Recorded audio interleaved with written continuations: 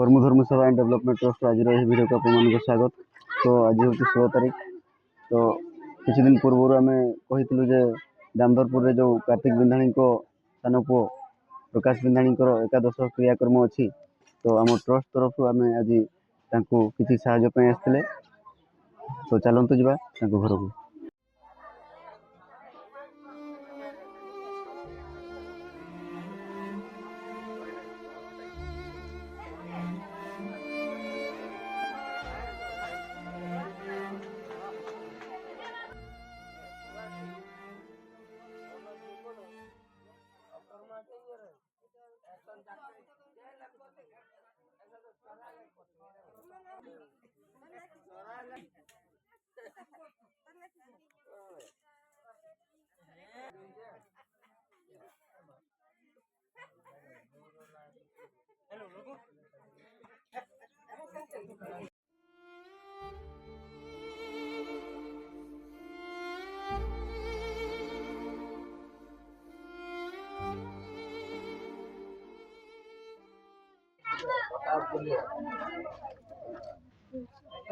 तो देखिपे आम आज आसचु दामोदरपुर ये कार्तिक बिंधाणी पुओ प्रकाश बिंधाणी आज एकादश क्रियाक्रम अच्छी।